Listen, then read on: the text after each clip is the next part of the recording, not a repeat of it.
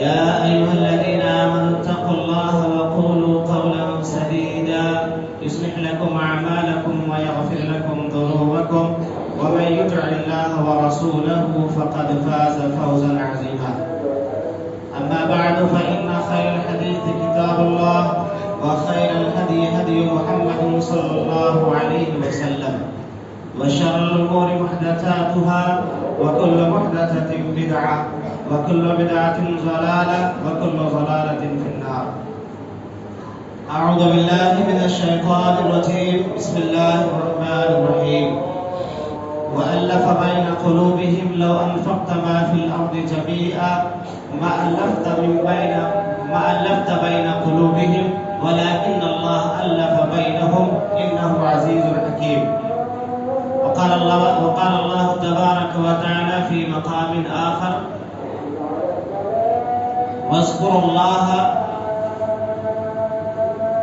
واذكروا نعمة الله عليكم إذ كنتم أعداء فألف بين قلوبكم فأصبحتم بنعمته إخوانا. تمام قسم کی تعریف حمد و ثنا اللہ رب العالمین کے لیے لائق و سزاوار ہے. بعد درود و سلام نازل ہو اللہ رب العالمین کے بھیجے گئے تمام نبیوں اور تمام رسولوں پر، بالخصوص ہمارے اور آپ کے آخری نبی جناب محمد رسول اللہ صلی اللہ علیہ وسلم پر، ان کے آل و اصحاب اور ان کے متبعین پر. معزز سامعین، بزرگوں، نوجوان ساتھیوں، اسلامی خواتین، اللہ تبارک و تعالیٰ نے ہم تمام بنی نوع انسان کو عدم سے وجود بخشا. یہ اللہ تبارک و تعالیٰ کا بہت بڑا احسان ہے. ہمیں انسان بنانے کے ساتھ ساتھ مسلمان بنایا، اور اللہ تبارک و تعالیٰ نے ہمارے دلوں میں ایک دوسرے کے تعلق سے محبت اور الفت کا جذبہ پیدا کیا.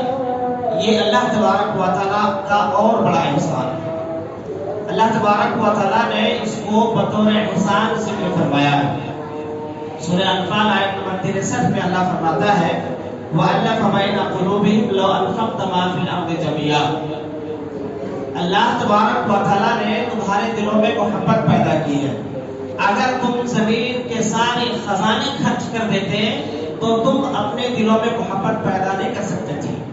یہ اللہ رب العالمین نے کیا ہے، اللہ کا احسان ہے. انہ عزیز الحکیم، اللہ رب العالمین حکمت والا ہے، اللہ رب العالمین غلبے والا ہے. دوسرے مقام پر اللہ رب العالمین نے سورہ آل عمران میں آیت نمبر 103 میں فرمایا: وَاذْكُرُوا نِعْمَةَ اللَّهِ عَلَيْكُمْ إِذْ كُنتُمْ أَعْدَاءً فَأَلَّفَ بَيْنَ قُلُوبِكُمْ فَأَصْبَحْتُمْ بِنِعْمَتِهِ إِخْوَانًا. اللہ نے کہا کہ تم یاد کرو جب تم آپس میں ایک دوسرے کے دشمن تھے. انسان تو تھے لیکن تم ایک دوسرے کے دشمن تھے. اللہ رب العالمین نے تمہارے دلوں میں محبت کو ڈال دیا، الفت ڈال دی، اور اللہ کی نعمت سے تم بھائی بھائی بن گئے. یہ اللہ رب العالمین کا احسان ہے. اسی لیے خبر آپ دیکھتے ہیں کہ دنیا کے کسی بھی کونے میں ایک مسلمان اگر مارا جاتا ہے، اس کو پریشانی ہوتی ہے، تو کہیں نہ کہیں دل میں ہمیں بھی تھوڑی سی صحیح لیکن تکلیف ضرور ہوتی ہے. کہیں پر بھی کوئی بھی معاملہ پیش ہو، ہر مسلمان اس تکلیف کو محسوس کرتا ہے. یہ جو تکلیف ہم محسوس کرتے ہیں دل میں، یہ خود بخود پیدا نہیں ہوا. اللہ کہتا ہم نے پیدا کیا. ایک مومن دوسرے مومن سے محبت کرتا ہے، ایک مومن دوسرے مومن سے الفت کرتا ہے، چاہے یہ مرد ہو چاہے عورت ہو، چاہے بچہ ہو چاہے بڑا ہو چاہے جوان ہو. ہر ایک مومن کے دل میں یہ جذبہ ہے. ہر ایک مسلمان مرد عورت کے دل میں یہ محبت اور یہ الفت اللہ نے کہا ہم نے ڈالا ہے. یہ میرا احسان ہے، میری نعمت ہے. اب سوال یہ ہے کہ اللہ تبارک و تعالیٰ نے یہ نعمت ہمیں اور آپ کو عطا کی، یہ احسان ہمیں اور آپ کو اللہ نے دیا. اب اس کو برقرار کیسے رکھا جائے، اس کو باقی کیسے رکھا جائے؟ یہ بھی ضروری ہے کہ یہ جو محبت دل میں، اس محبت کو باقی کیسے رکھا جائے. اس کے لیے اللہ کے نبی صلی اللہ علیہ وسلم نے کچھ ہمیں اور آپ کو طریقے بتائے، کچھ حقوق بتائے، کچھ ذمہ داریاں بتائے. مثال کے طور پر ایک انسان کے پاس اسمارٹ فون ہے، ہر ایک کے پاس ہے. اب وہ اسمارٹ فون کو کیسے استعمال کرنا ہے، وہ کمپنی ایک گائیڈ ایک بک دیتی ہے باقاعدہ کہ آپ اس گائیڈ لائن کو فالو کریں گے تو آپ کا یہ اسمارٹ فون اتنے دنوں تک کام کرے گا. اگر آپ اس گائیڈ لائن کو فالو نہیں کریں گے، اپنے حساب سے اگر آپ فون کو چلائیں گے تو پھر اس میں گڑبڑی اور خرابی پیدا شروع ہو جائے گی. یہ ایک فطری قانون ہے. تو اللہ تبارک و تعالیٰ نے جو ہمارے دل میں محبت ڈالی ہے ایک دوسرے کے تئیں، جو الفت کا جذبہ ڈالا ہے، اس کو برقرار رکھنے کے لیے، باقی اور قائم رکھنے کے لیے اللہ تبارک و تعالیٰ نے بھی کچھ گائیڈ لائن بتائے. ہمیں اور آپ کے اوپر کچھ ذمہ داریاں ڈالی ہیں، کچھ حقوق عائد کیے. جب ہم ان حقوق کو ادا کریں گے، ان واجبات کو ادا کریں گے، ان ذمہ داریوں کو سمجھیں گے تو ہمارے دلوں میں وہ محبت کا جذبہ برقرار رہے گا، باقی رہے گا، قائم رہے گا. وہ چیزیں کیا ہیں؟ ایک حدیث پاک کے اندر نبی کریم صلی اللہ علیہ وسلم نے ہمیں اور آپ کو بتایا. صحیح مسلم کی حدیث ہے، حضرت ابو ہریرہ رضی اللہ عنہ ابھی حدیث ہے، کہتے ہیں نبی کریم صلی اللہ علیہ وسلم نے فرمایا حق المسلم علی المسلم ست. قیل ما هن یا رسول اللہ؟ قال اذا لقيته فسلم عليه واذا دعاك فعجب واذا استنصحك فانصح. اللہ کے نبی صلی اللہ علیہ وسلم نے یہ باتیں بتائی. اس کے بعد اللہ کے نبی صلی اللہ علیہ وسلم نے جو یہ بات ہمیں اور آپ کو بتائی اس حدیث پاک کے اندر، وَإِذَا اسْتَنصَحَكَ فَانصَحْ وَإِذَا عَطَسَ فَحَمِدَ اللَّهَ فَشَمِّتْهُ وَإِذَا مَرِضَ فَعُدْهُ وَإِذَا مَاتَ فَاتَّبِعْهُ. 6 چیزیں، 6 ذمہ داریاں، 6 حقوق اللہ کے نبی صلی اللہ علیہ وسلم نے ہمیں اور آپ کو بتائے کہ جب ہم ہر مسلمان، چاہے مرد ہو چاہے عورت ہو، چاہے جوان ہو چاہے بوڑھا ہو، ہر مسلمان، ہر مومن مرد و عورت جب ان 6 حقوق کو ادا کریں گے، ان 6 ذمہ داریوں کو سمجھیں گے، نبھائیں گے تو ہمارے دل میں محبت کا جذبہ برقرار رہے گا. نبی کریم صلی اللہ علیہ وسلم نے فرمایا ایک مسلمان کا دوسرے مسلمان کے اوپر 6 حق ہے. آپ سے سوال ہوا قیل ما هن یا رسول اللہ؟ اللہ کے نبی وہ 6 کون سے ہیں؟ ترتیب کے ساتھ آپ دیکھیں. اللہ کے نبی صلی اللہ علیہ وسلم نے ترتیب کے ساتھ 6 گنائے. نمبر 1، اذا لقیتہ فسلم علیہ. جب ملاقات ہو تو اس کو سلام کرو، یا جب کوئی سلام کرے تو اس کے سلام کا جواب دو. دونوں باتیں.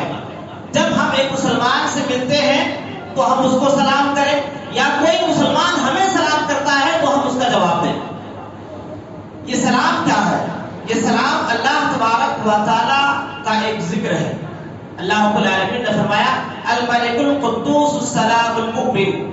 اللہ کا ایک ذکر ہے. تو جب جتنا ہم سلام کریں گے ہمیں اس کا ثواب ملتا رہے گا، اللہ کا ذکر ہم کرتے رہیں گے. سلام ایک دعا ہے، اور یہ سلام حضرت آدم علیہ السلام کو، یعنی جب سے انسانیت ہے تب سے یہ سلام ہے.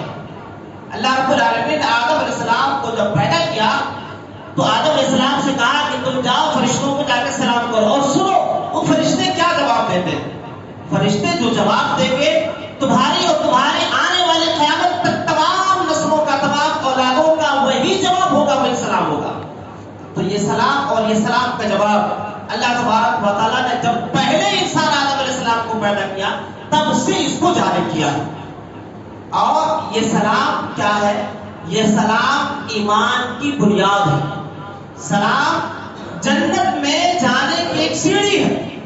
نبی کریم صلی اللہ علیہ وسلم جب مدینہ ہجرت کر کے گئے تو سب سے پہلا خطبہ، جو سب سے پہلا درس نبی کریم صلی اللہ علیہ وسلم نے دیا لوگوں کے درمیان، اس میں یہی باتیں تھی، یا ایھا الناس افشوا السلام واطعموا الطعام وصلوا الارحام وصلوا باللیل والناس نیام تدخلوا الجنۃ بسلام. اللہ کے نبی صلی اللہ علیہ وسلم نے فرمایا لوگوں ایک دوسرے کو سلام کرو، سلام کو عام کرو، اور ایک دوسرے کو کھانا کھلاؤ. رشتے جو آپس میں ہیں ان رشتوں کو برقرار رکھو، اور رات میں جب سارے لوگ سو جاتے ہیں جب تم نماز پڑھو، اللہ کی جنت میں سلامتی کے ساتھ داخل ہو جاؤ گے. اور ایک دوسری حدیث کے اندر جو سنن ابن ماجہ کی ہے، نبی کریم صلی اللہ علیہ وسلم نے فرمایا والذی نفسی بیدہ لا تدخلوا الجنة حتى تؤمنوا ولا تؤمنوا حتى تحابوا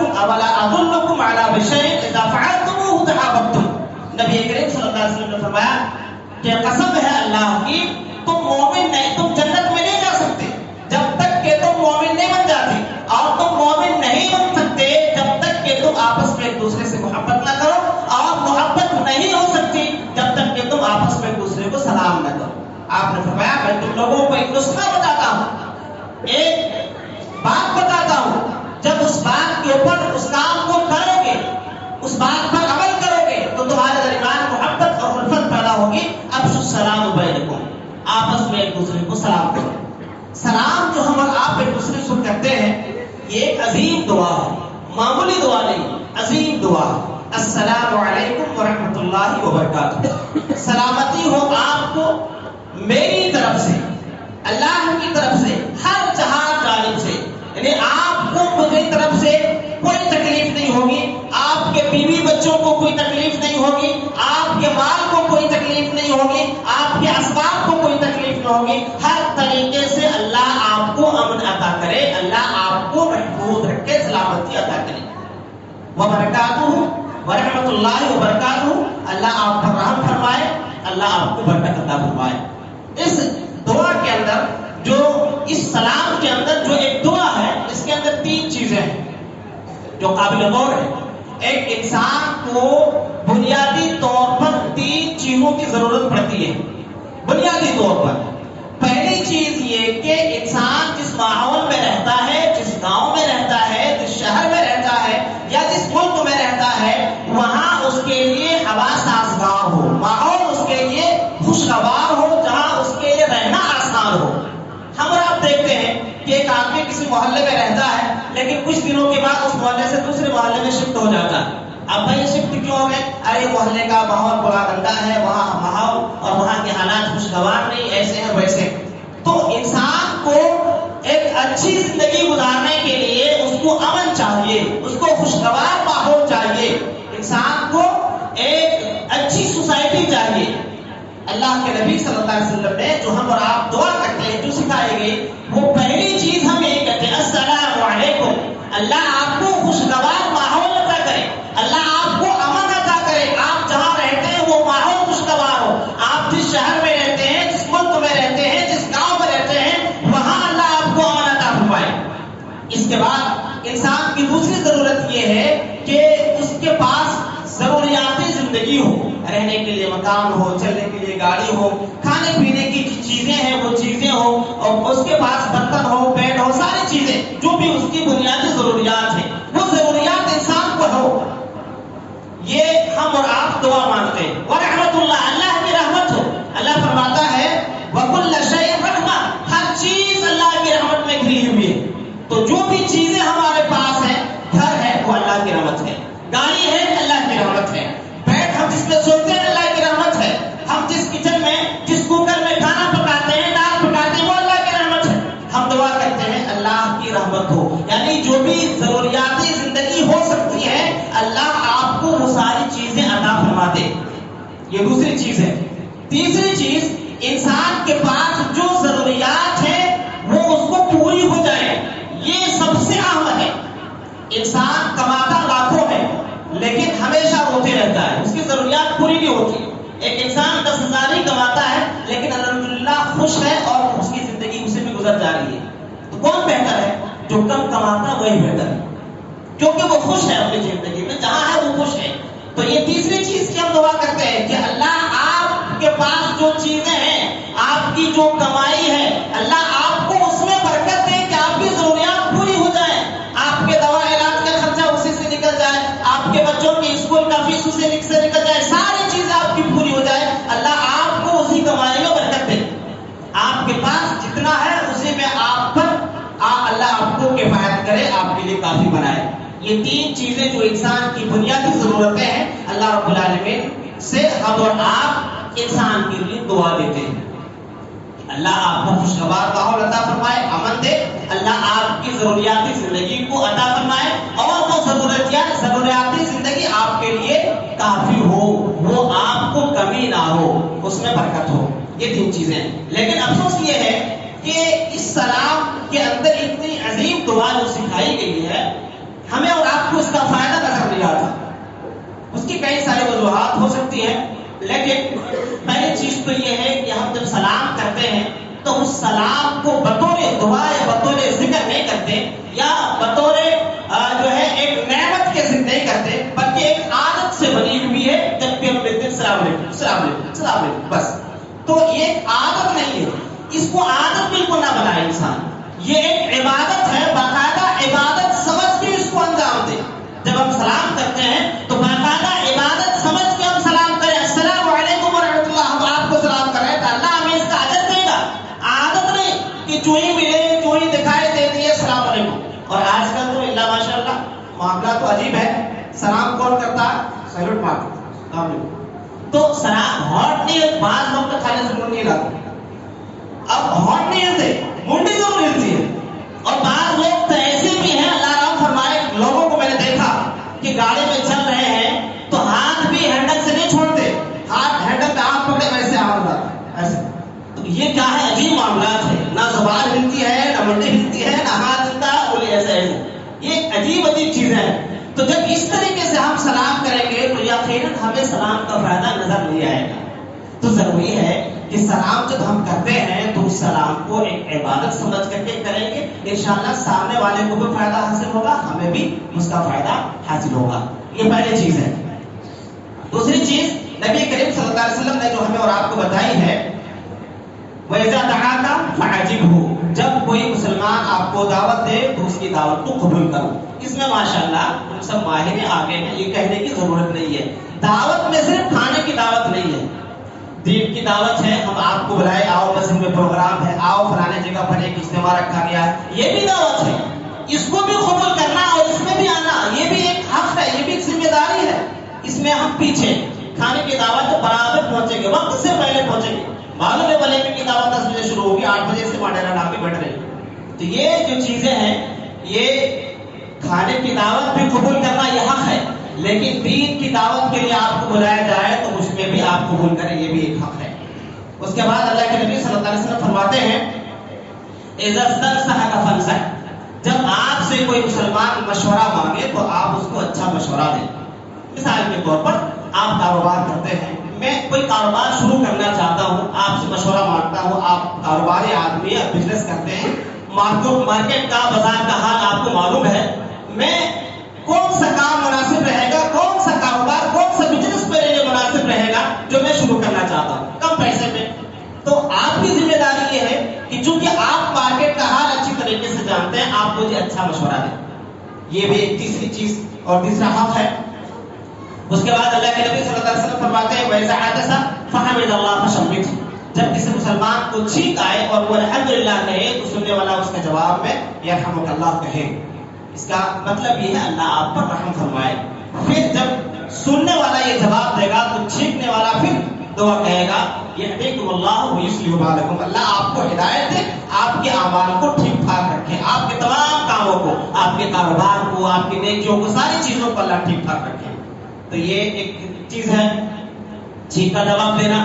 اس کے بعد ہے وَإِذَا مَرِضَ فَعُودْهُ، پانچویں چیز کہ جب کوئی مسلمان بیمار ہو تو اس کی عیادت کرے. بیمار کی عیادت کرنے کی کئی ساری فضیلتیں ہیں، ہر مسلمان کو معلوم ہے. فضیلت کی طرف میں نہیں جاتا، یہ ایک حق ہے جو ہمیں اور آپ کو کرنا چاہیے. نبی کریم صلی اللہ علیہ وسلم کی سنت ہے، آپ صلی اللہ علیہ وسلم خود بیمار صحابہ کی عیادت کے لیے جاتے تھے اور اس کے لیے شفا یابی کی دعا کرتے تھے. لہذا جانا، اس سے عیادت کرنا آج تو الحمدللہ آسانی ہے، آپ گھر تک نہیں جا سکتے، آپ فون کر کے اس کے حال چال کو معلوم کر سکتے، اس کو دعائیں دے سکتے. اس کی دعا کئی ساری دعائیں ہیں.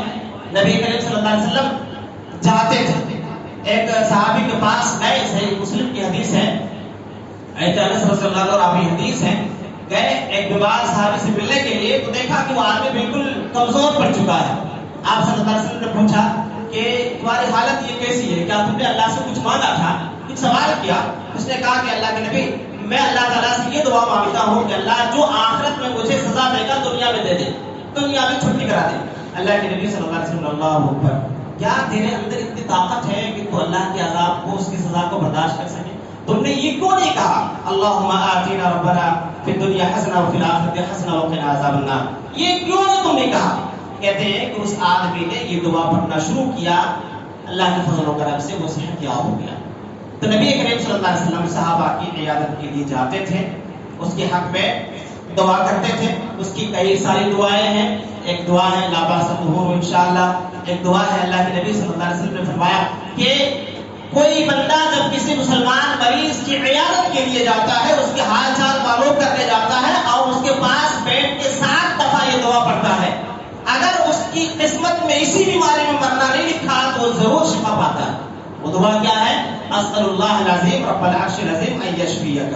یہ دعا 7 دفعہ اللہ کے نبی نے کہا کہ 7 دفعہ پڑھو گے، اگر اس بیمار آدمی کو مرنا نہیں لکھا ہے اس بیماری میں تو اسے ضرور شفا ملے گی۔ لہذا جب ہم جاتے ہیں کسی بیمار کی عیادت کے لیے تو اس کے لیے دعا کرنا، اس کی شفا یابی کے لیے، اس کا فائدہ یہ ہوتا ہے کہ اس بیمار آدمی کو ایک حوصلہ ملتا ہے، جینے کی ایک امید جگتی ہے، لیکن جانے کے بعد اس کو حوصلہ بھی دینا۔ ایسا نہیں کہ بیمار کو دیکھنے کے لیے گئے اور جا کر کے وہاں اس کو حوصلہ دینے کے بجائے ارے تمہارے ہاتھ پیر پھولنے لگے ہیں، تمہارا بدن نیلا پڑنے لگا ہے، یہ کیسے ہوا، کہاں سے علاج کرا رہے؟ وہ آدمی بولتا فلانے جگہ علاج کرائے، پھر آپس میں یہ بات کرنے لگ جاتے ارے وہ فلانے کے پاس میرا فلانا رشتہ دار علاج کرایا جی، 4 دن کے بعد میں ٹپک گیا، پیسے کو پھول کھینچا اس نے، وہ آدمی بھی مر گیا۔ تو ایسا نہیں ہونا، آدمی جائے کسی مریض کی عیادت کے لیے اس کو حوصلہ دے، اللہ بہت بڑا ہے، اللہ سب کچھ کرتا ہے، بیماری بھی اللہ دیتا ہے، شفا بھی اللہ دیتا ہے، انشاءاللہ آپ کو شفا ملے گی، آپ کی لمبی عمر لمبی حیات اللہ نے رکھی ہے، لہذا آپ امید رکھیں، علاج کراتے رہیں اور اللہ سے دعائیں کرتے رہیں، انشاءاللہ آپ کو شفا ملے گی۔ ہم بھی اس کے حق میں دعا کرتے آئے، یہ ہمارے لیے ضروری ہے۔ تو ایک چیز یہ بھی ہے، 5ویں چیز کہ انسان ایک مسلمان دوسرے مسلمان کی عیادت کرے، اس کا حال چال معلوم کرے، اس کی بیمار پرسی کرے۔ اس سے کیا ہے، ہمارے دل میں اللہ نے جو محبت کا جذبہ ڈالا ہوا ہے اس کو برقرار رکھتا ہے۔ اس کے بعد آخری چیز ہے وَإِذَا مَاتَ فَاتَّبِعْ، جب کوئی مسلمان مر جائے تو اس کی جنازے کی نماز پڑھو۔ جنازے کی نماز پڑھنا یہ فرض کفایہ ہے۔ فرض کفایہ کا مطلب یہ ہے کہ پورے گاؤں میں سے چند لوگ اگر پڑھ لیں تو سارے لوگوں کی طرف سے ادا ہو جاتا ہے، ثواب تو جو پڑھیں گے اسی کو ملے گا، لیکن فرض سے ہم چھٹکارا پا جائیں گے، ہم آزاد ہو جائیں گے۔ لیکن اس میں ایک چیز یہ ہے جو ہمارے یہاں عام طور سے کوتاہی ہے، وہ یہ کہ جنازہ اگر آ گیا سامنے، مسجد میں جنازہ لایا گیا، اب معلوم ہے کہ جنازہ ہے، جنازے کی نماز پڑھنی ہے، بعض لوگ بھاگ جاتے ہیں، تو جب جنازہ آپ کے سامنے آ گیا، جب آپ کا یہ بھاگنا درست نہیں ہے، جب آپ جنازے کے پاس نہیں تھے، نہیں آئے، آپ نہیں پڑھے، کوئی مسئلہ نہیں، کوئی حرج کی بات نہیں، لیکن آپ کے سامنے جنازہ ہے اور آپ کو معلوم ہے کہ ابھی امام صاحب جنازے کی نماز پڑھانے والے ہیں، آپ اٹھ کے چلے جا رہے ہیں، تو یہ آپ کے لیے بالکل غیر مناسب ہے اور یہ درست نہیں ہے۔ تو بہرحال جنازے کی نماز میں شرکت کرنا اور اس کا ثواب سب کو معلوم ہے۔ بہرحال اللہ رب العالمین نے ہر مسلمان کو بھائی بھائی بنایا ہے اور بھائی بھائی بنانے کی حیثیت سے ہر مسلمان کے دل میں، چاہے مرد ہو عورت ہو، ہر ایک کے دل میں ایک محبت اور الفت کا جذبہ ڈالا ہے۔ اس الفت اور محبت کے جذبے کو، بھائی چارے کے جذبے کو برقرار رکھنے کے لیے نبی کریم صلی اللہ علیہ وسلم نے یہ 6 ذمہ داریاں، 6 حقوق ہم پر عائد کیے ہیں، بتائے ہیں کہ اگر ہم ان 6 حقوق کو ادا کریں گے، ان ذمہ داریوں کو ادا کریں گے، ہمارے اور آپ کے دل میں جو ایک محبت کا جذبہ ہے، الفت کا جذبہ ہے، یہ برقرار رہے گا، باقی رہے گا۔ اور وہ 6 چیزیں کیا کیا ہیں؟ سلام کرنا یا سلام کا جواب دینا، اور جو ہے دعوت کو قبول کرنا، اسی طریقے سے نصیحت مانگے تو اس کو اچھی نصیحت کرنا، اور اسی طریقے سے چھینک کا جواب دینا، اور بیمار کی عیادت کرنا، جنازے کی نماز پڑھنا۔ یہ 6 حقوق ہیں ایک مسلمان کے، ایک دوسرے مسلمان کے اوپر، جو ایک بالکل واجب ہے، جس کو ہم اور آپ عام زبان میں کہتے ہیں فنڈامنٹل رائٹس۔ سیم سمجھ لیجیے کہ ایک مسلمان کے دوسرے مسلمان کے اوپر یہ فنڈامنٹل رائٹس ہے، جس کو ادا کرنا ہر مسلمان کے اوپر ضروری ہے، لازمی ہے، واجبی ہے۔ اس کے بغیر کوئی مسلمان چھٹکارا نہیں پا سکتا۔ ضرورت اس بات کی ہے کہ ہم اور آپ تمام کے تمام مسلمان مرد عورت بچے جوان بوڑھے اپنی اپنی ذمہ داریوں کو سمجھے، اپنی اپنی ذمہ داریوں کو ادا کرنے کی کوشش کرے، اپنے اپنے اوپر جو حقوق و واجبات ہیں ان حقوق و واجبات کو ادا کرے اور ادا کرنے کی کوشش کرے، اللہ کے جو حق ہیں اس کو بھی ادا کرے، بندوں کے جو حق ہیں اس کو بھی ادا کرے۔ اللہ تعالیٰ سے دعا ہے اللہ تعالیٰ ہم سب کو کتاب و سنت کے مطابق اپنے اوپر جو ذمہ داریاں حقوق و واجبات ہیں اللہ اس کو ادا کرنے کی توفیق عطا فرمائے۔ الہ العالمین ہم سب کو آپس میں ایک دوسرے سے محبت الفت کرنے کی توفیق عطا فرمائے۔ اللہ تعالیٰ ہمارے بیچ جو خلفشار ہے، انتشار ہے، اختلافات ہیں اللہ اس کو ختم فرمائے۔ الہ العالمین ہم سب کو کلمہ لا الہ الا اللہ کی بنیاد پر ایک رہنے، نیک رہنے، متحد رہ کر کے زندگی گزارنے کو توفیق عطا فرمائے۔ اللہ تعالیٰ جب تک تو ہمیں اس دنیا کے اندر زندہ رکھے، ایمان اسلام توحید پر زندہ رکھ، اور جب بھی ہمارا خاتمہ ہو خاتمہ بالخیر، ایمان اسلام توحید پر ہمارا خاتمہ فرمانا۔ آمین ثم آمین، وآخر دعوانا الحمد للہ رب العالمین۔